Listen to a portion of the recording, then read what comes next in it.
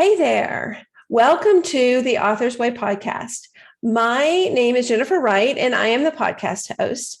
And today I am very pleased to have with me Elisa Chastaine.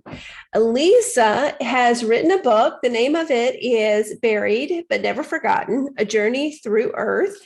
So what's a little bit different about this book, and I'll just show you what it looks like. What's a little bit different about this book is that Elisa is my first guest who has written a fiction book. And actually, it is her story told through the eyes of fictional characters. So I'm really excited today to be talking to Elisa and learn a little bit more about the process that she used in writing her book. And it's actually, I believe, one of a series of books that's going to be following. So we'll be talking to her in just a moment. But first, I want to remind you that this podcast is sponsored by Execuwright. We are book writers who help executives and entrepreneurs raise their professional profiles, get their words out into the world, and help their audience by writing and publishing their book. So if you have a book in your head, in your heart, in your soul, and you're just trying to figure out how to get it finished, to get it started or get it finished, head over to our website. That's execuwright.com. That's EXEWRIGHT.com. Check out our program and feel free to schedule a book strategy session. Would love to hear your story and hear what you've got going on.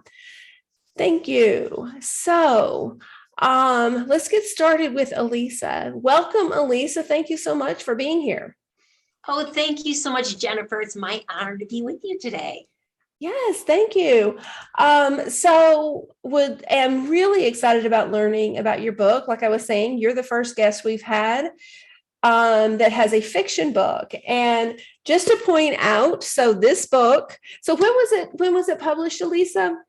It was published, I got it from the printers the fall of 2020. Okay, nice. So since it's been published, it has been a part of the National Indie Book Awards. It was a finalist in that book awards. It was the International Book Awards. It was a finalist there as well.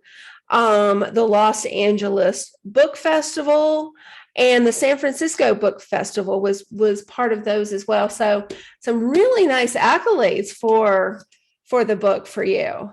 Well, there's actually, Jennifer, there is 16 awards in all, national and international. Nice. And so I'm very excited to, have those accolades for the book. Congratulations. It was part of my strategy for marketing, was to hopefully win maybe a few awards that I can help, because people do like to see things like that. They kind of like to have somebody else bearing witness to to a book and an author. Right. So how exciting for you two to know that it's gotten some great recognition for the work that you've done. Oh, I'm sorry, you just froze on me. I have a little bad internet connection here. Could you repeat that, please? That's okay. I was just saying how exciting for you to get that recognition I know it is hard work writing a book, and to get that recognition must be really exciting. It is. I've been a lifelong entrepreneur and artist, and by far the hardest thing I've ever done is write a book. I mean, just hands down, it is extremely challenging, left brain and right brain wise, both aspects. So yes, I am incredibly surprised. I am delighted and surprised that I have become an author, and that this is my calling in this phase of my life. And I never would have expected it. It came kind of out of the blue, and so it's been a delightful surprise, all of it. Nice. I love to hear that. So what led you to make the decision that you really needed to write a book? Well, I've always wanted to tell my story, because I feel like there's a lot of interesting things that have happened in my life, not just being an entrepreneur and the things I feel proud of accomplishing as a woman, but also I this is going to be out there a little bit for maybe some people, but I started having out of body experiences when I was 7 years old. And, from then on, I started in a lifelong quest of really trying to figure out what's going on in the world and life and my own spirituality and things like that. And it's led me on an incredible journey. And I've always wanted to share that wisdom with people. And I couldn't figure out how to do this. I'd like to write about it, but quite frankly, and this isn't meaning to be, just being honest, is who wants to read a book about me? Who am I? I'm not a famous person. So who's going to here, at least I'm telling my story, woo-hoo. But I thought maybe if I could clothe it in a way that it's an exciting adventure based on a lot of stuff I love researching, alternative histories, ancient alien things, all this kind of fun stuff, that if I could clothe it in a really exciting drama, but bring in the spiritual truths and understandings and experiences I've had, what a great way to, kind of gently put the message out there for people to either I'm not on any soapbox of life is like this and you have to believe a certain way or anything. I think we all just need to be on our own personal journey of discovering what's right for us. But if I could share things in that way, then maybe I could just help open people's minds up to exploring more things in life. And people that have been on that quest of, who am I? Why am I here on this planet? What am I supposed to be doing with myself? That they'll find all kinds of incredible, maybe validations for what they already know, but maybe new ideas to consider. So for me, it's kind of it's like a very soft, gentle way of bringing my perspective into the world that people can learn from it, hopefully, or just have a fun time reading a great adventure. If it comes down to that, great. Right. So that's fascinating. And I love the fact that you are willing to tell your own personal story.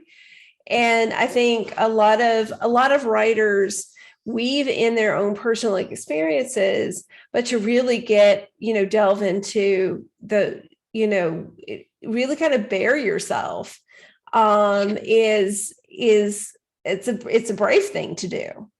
Yeah, no, I hear you on that. And it was, I'm just getting finished with the second book in this series, which is called Awake and Aware.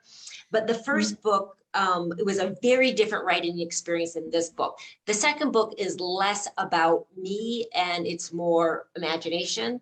Even though the first book is a lot of imagination in it.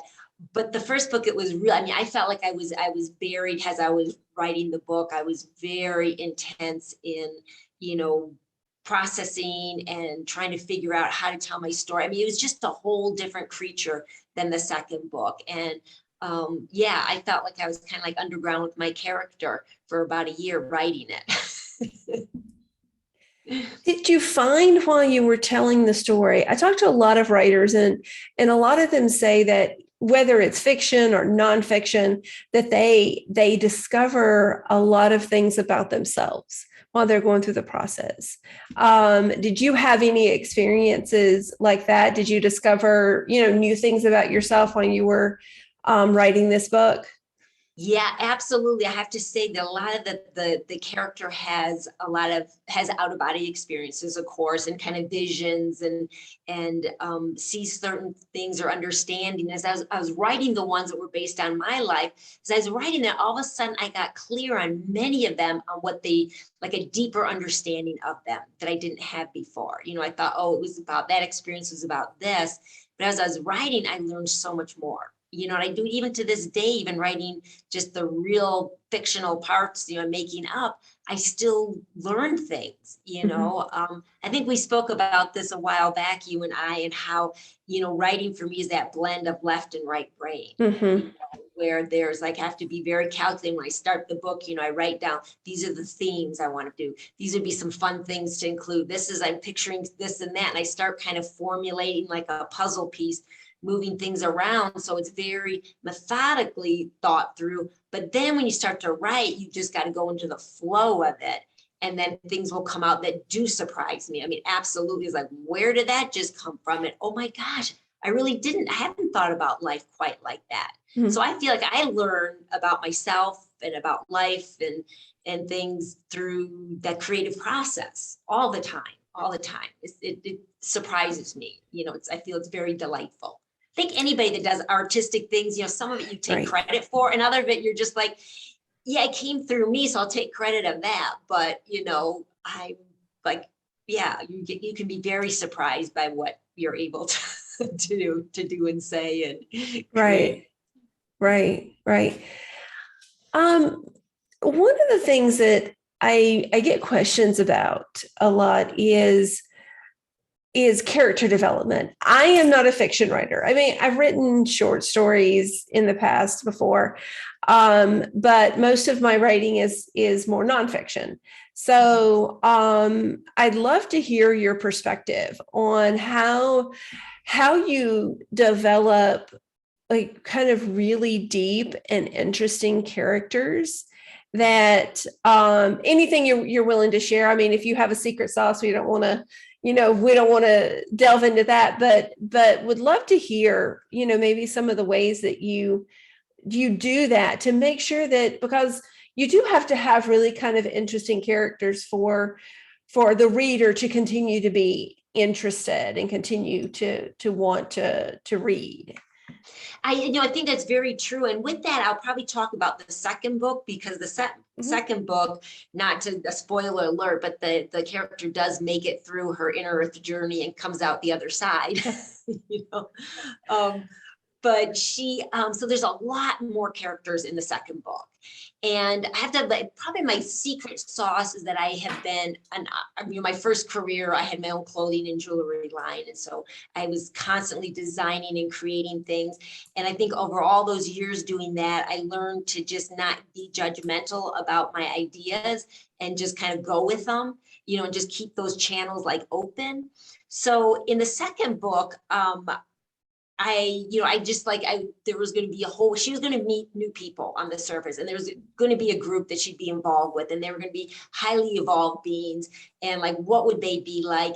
And I tell you, I just kind of like flipped off one part of my brain, started the other part, and, I had kind of a theme and idea with it. And I just started writing character names and bios. Whatever name came to me, that name went down.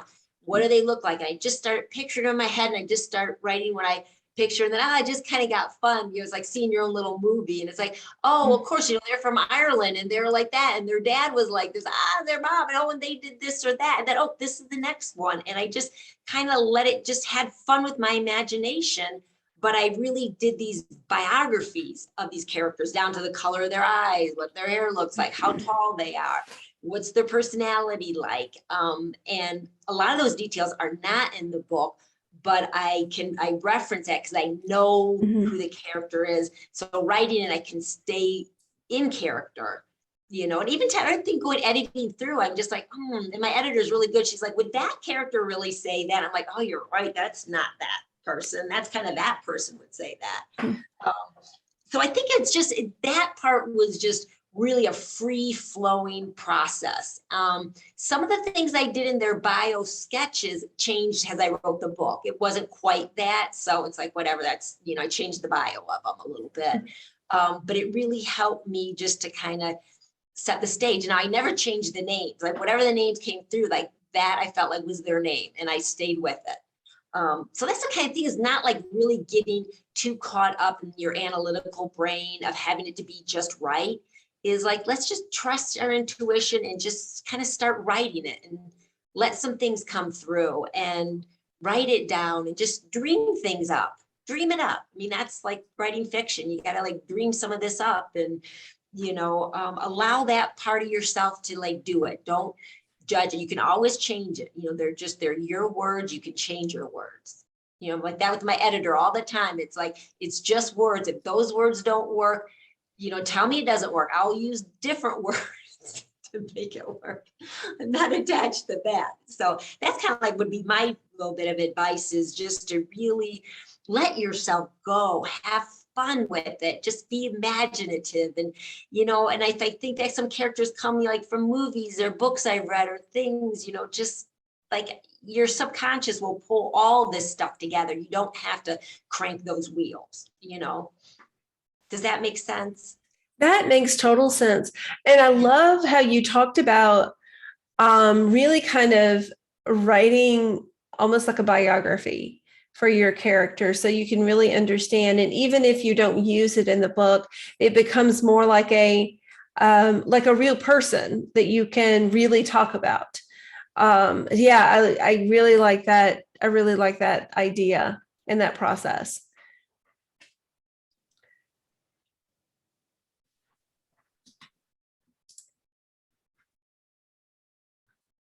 My connection just got a little spotty, so I'm Okay, sorry. that's Yeah, okay.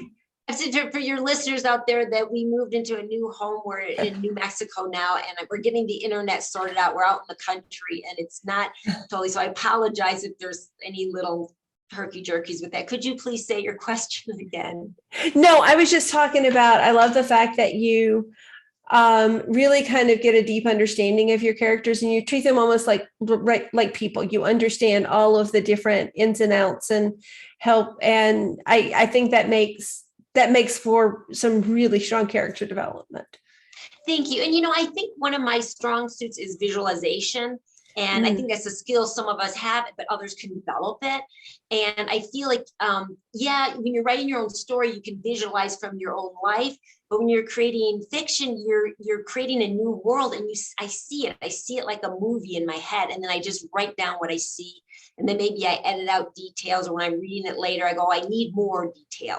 But I really want people to feel where I am and feel what the characters experience. I was like, what are they seeing? What is that like? How does that resonate? What are they smelling something? Are they, and how would they do that as that character? So for me, it is, you're absolutely right. You are creating something out of nothing. And it is a real world, and they're real people. These are real, my characters are real people. They live within me, and people that read it, hopefully they start living within them. And you have to be invested. That's the big thing as a writer, is like, thinking about your reader. Why should your reader care? Why would they care about that person you're writing about? They either have to, maybe they care because, and they don't like them because they don't believe in what they're doing, but they care something about them because they become real to them. right.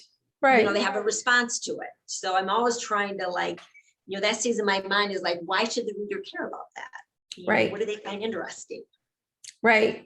Right. It's interesting you talk about visualization. That's one of the areas that I am trying to get stronger.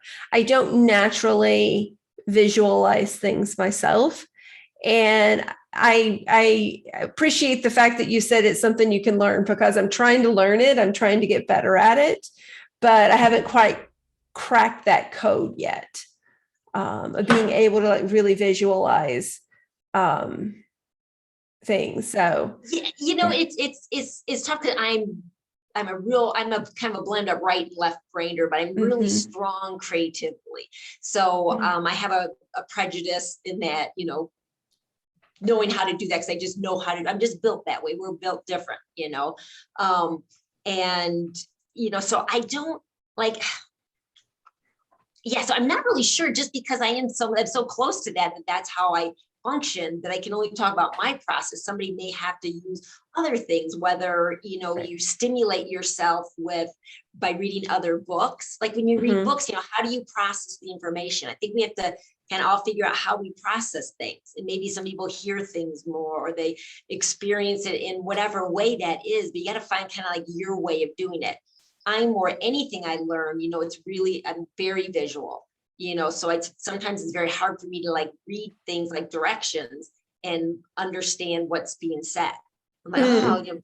let me just do it. If I'm figuring it out, then I'll figure it out, or let me watch you do it, because that's kind of how I learn. So I would probably encourage people, like, how do you learn? How do you like interpret books? How does it come to you, information? When you look at movies and other kinds of things, visual things that have been, you know, uh, entertainment and things, or music, what's your process? I just happen to know a creative process I had from years of honing that, then that I had to translate that into writing, which is, like I say, much harder than anything I've ever done. But at least I had some ideas of how I can be creative with it. But the big thing is, I think, Jennifer, is just like getting the judgmental voice and part of ourselves out of the way. you Yeah. know You're that, right. that perfection, it's got to be just right. Well, what about this character or that? That's like, well, whatever. Just do it. Just like, I'm not going to censor myself. I'm going to just write. And that's probably why a lot of workshops do. You may do this in your help and coaching with people, is just like write every day and just whatever comes out, just write it. Don't second guess it. And I think that's probably a really good exercise of getting the critical mind step aside. Right. Well, writing is it's like any other craft. The more you practice, if you want to be a painter, then you don't necessarily start out right out the gate painting a masterpiece. The Mona Lisa or something. Exactly. So there's practice. And I think that's where the daily writing helps. And if you can't do it daily, then, whenever you can, but it's practice, just like any other talent. The more you do it, the better you get at it. And you start to see patterns and see areas that you're really good in and areas that need more help. And you just hone it and get better at it the more you do it.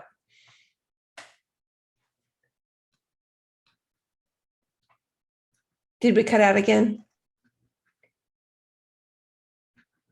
We did. Okay, now you're back. Okay. But I heard most of that. And okay.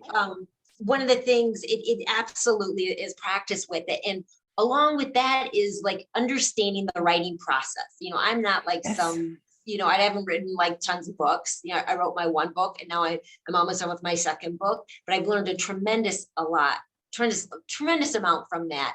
I did find like from a writer's website, they had this thing of like the writing process and they just outlined. And it was, for me, it was like so affirming to my own process because I didn't have anything to compare to, because I don't know what writers do because I'm a new writer. And, just talks about like the layers, like when you make your first draft, you're at the very beginning kind of it. It's not like when I wrote the first draft of Buried, I'm like, I wrote my book. And then I had a woman editing it and then I did it back and it'd be like all red marks. I was like, oh my God, and then we do that. And then it was like layer after layer, but then it refined from what that first thing I wrote to what came out at the end. Oh my God, it was like so different. It was so much better, so it's like, it's that process. So you can't be judging, trying to get this finished process out. Like just get the thing written, and then get a really good editor that's going to be, very honest with you. Not worried about your feelings and don't get your feelings on the line, but you know what I mean? And just like, okay, well, I want to tell my story. How best can I tell it? And then check your ego aside and take, criticism about it and take, and I have to sift through my editor's criticism. Sometimes it's a little pointed and I'm like, oh, that kind of hurt, but what is she, telling me? I'm like, but that's a really good point. I need to rewrite that. Maybe I have to rewrite. I've rewritten whole chapters. I spent days and days on writing. It's like gone. How can I tell that differently? So you gotta just love that. You have to love the process and also be committed to putting out and creating the best thing you can to tell the story you want to tell. And then all that stuff in between, you just move with it.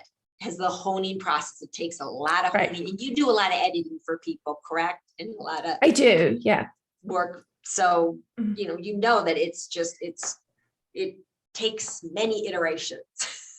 It does. Finished product. Yeah, it does. And I sometimes sometimes people get a little anxious when I talk about 8 rounds of editing. And it feels like a lot of work, but it's really just refining and making it the best that it can be. The same thing if you're you're doing anything, you want to make sure that you have the highest quality and you're telling the right story. So, and sometimes it takes going through it several times, and it's really not to torture anyone, although it can feel like that sometimes, but it's really to make sure that because every time you go through it, you develop the story more. You find more examples, you find better ways to word things, so that by the time you've gotten through the process, you've got a really, really good piece of writing that someone wants to read. Exactly. And for me, I always say tight. I like it to be tight, right? I like movies to be tight, books to be tight. Don't show me anything or tell me anything unless it's for a purpose or a reason. Right.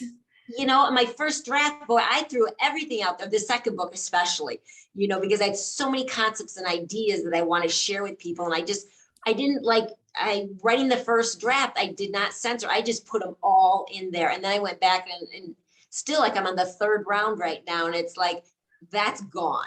That doesn't move the point. And I finally now have my real driving point of the whole book. I've narrowed it down. This is my theme.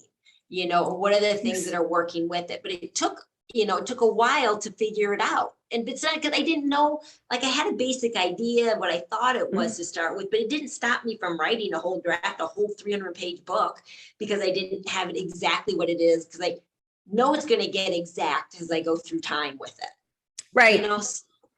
Yeah. Right. The only thing, I don't know, because I don't work with other writers, but I can imagine in the creative process that because this way in developing a business and everything is like, I have to wait till I thoroughly know, and it's got to be absolutely perfectly formed, and then I will give birth to it. Well, you give birth to a little baby and it forms over time into a person. Exactly. Your book is going to form into its book through the process.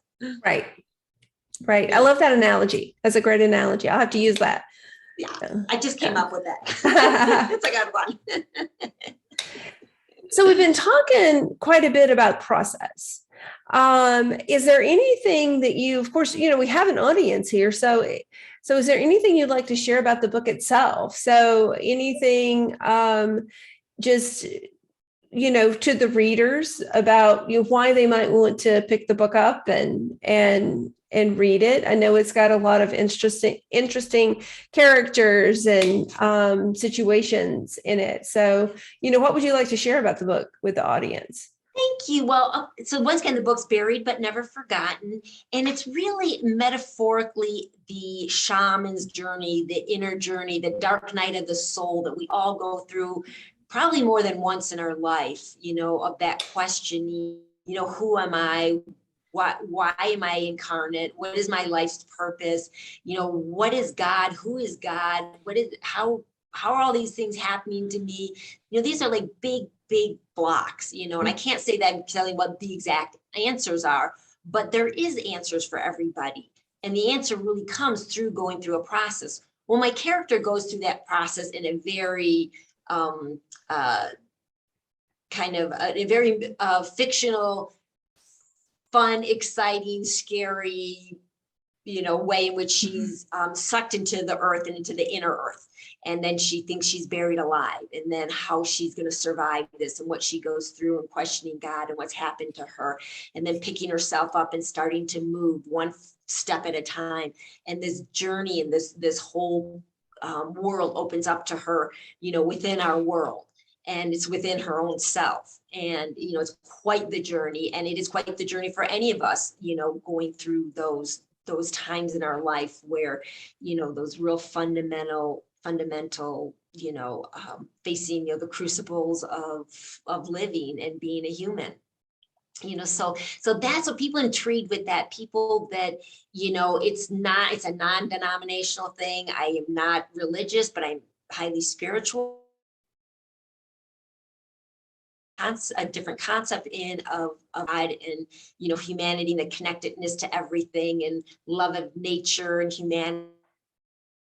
There's all just wonderful things in there and experiences. And I find that if you really like exploring those things, whether you've done it a lot or not, either way, you're going to have it's going to be a very fun journey through it all. And and then the next phase is going to be the next book. There's 3 in this series. So the next one is the phase of coming out, once you've discovered things about yourself, coming out in a bigger context around more people and stuff. So it's a narrow book, and there's not a lot of characters, but there's a lot of action. There's a lot of very unusual things that happen, that some people may, recognize, the different theories and things of what could possibly be going on. Hollow Earth theory is a whole theory, and I explore all these different things in kind of a fun way. But anyway, so the book is available in 2 different forms, Jennifer. If your listeners are interested, Buried But Never Forgotten can be ordered off my website in the beautiful collector's edition, which is a hardback. And each one of those is signed and numbered. And so that's available on my website, metaphysicaladventures.com or buriedbutneverforgotten.com. Or you can just get on good old Amazon and get the paperback version of it. But I do have to say the hardback is beautiful, and it has won, a couple of prestigious awards for the design and everything. Even like the inner cover of it, when you take the flap off is all designed as well. But you're absolutely welcome either way. It's the same story. And so I would encourage you to order it and connect with me and let me know, how you feel about it. My email, you're going to include my email in this. And I'm also on Facebook on Metaphysical. I think it's Metaphysical Adventures, and also my Elisa profile. So you can message me as well too. And I'm happy to chat about anything and everything in the book. Yes, we'll include all of those links in both the podcast description. So if you're listening on one of the podcast platforms, that will be in the description. If you're watching on YouTube, they will be in the description there as well. So we'll have all of that information out there for the listeners to go and explore. And I will have to say, I have a copy of the book here. It is a gorgeous book. I love the cover. It's beautiful. And I love the fact that you have the nice little gold stickers on it to show some of the accolades that you have. Well, we printed that before I got my accolades, but then with some of them I got the stickers and things, but I didn't, I put all my stickers on there and cover the whole book. So I kind of pick a few to put on there, but it's not the main point. The main point is the story, but it's just kind of nice that the acknowledgement. Yeah, I love it. Anything else you have going on that you'd like the listeners to know about? So you do have the second book. Do you have a date for the second book yet? Oh, you did. You have to say that again. That's okay. Do you have a date for the second book yet? I thought it would be done by summer. It's not going to be a summer read book. It is going to be a holiday gift book, so it'll probably get published in September, just to be realistic about it, but it will be before the end of the year. I'll have that done. Yeah.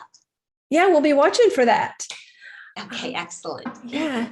And before we go, thank you so much for joining me. This has been a fascinating conversation. I have really enjoyed learning about your process and learning about your book. I'm looking forward to the second one too. But one of the things I always ask is, do you have, what books do you read? What books do you have that have inspired you over the years? I'd love to give recommendations to the listeners.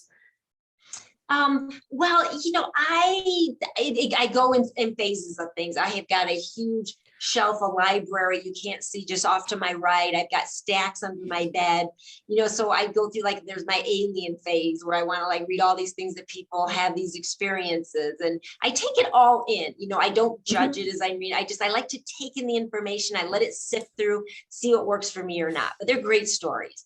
Then I have my books of all my channeling work. So I have Barbara Marciniak or Dolores Cannon or Esther Hicks. I have all those that I just love. They're just so fascinating, whether this stuff is real or not. I'm not here to judge that. It's real for somebody. What are they trying to tell me? Lately I've get into some theosophy stuff with Helene